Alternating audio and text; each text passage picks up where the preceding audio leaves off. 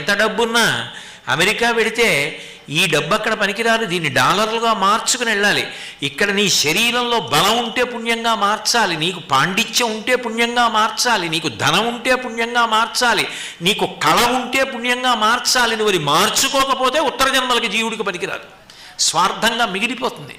అందుకని అమ్మవారు ఏం చేస్తుందంటే లోభమన్న గుణాన్ని మహాకాళిగా తీస్తుంది, త్యాగమన్న గుణాన్ని మహాలక్ష్మిగా అనుగ్రహిస్తుంది, జీవోద్ధరణ చేస్తుంది ఆవిడ. ఈ సద్గుణములు మనంత మనకిగా అలవాటు చేసుకుందామంటే అసలు ఆ ఆలోచన రావడం గొప్ప. అనుగ్రహ శక్తి పరదేవత, ఆవిడ అనుగ్రహం చేత వస్తుంది. అందుకే యశస్విని, ఆ మంచి గుణముల వలన కీర్తిని పొందుతాడు. ఇప్పుడు ఆమె కామ క్రోధ లోభ మదము అంటే అహంకారం. అహంకారం అంత ప్రమాదకరమైనటువంటి లక్షణం లోకంలో ఇంకోటి ఉండదు. రామకృష్ణ పరమహంస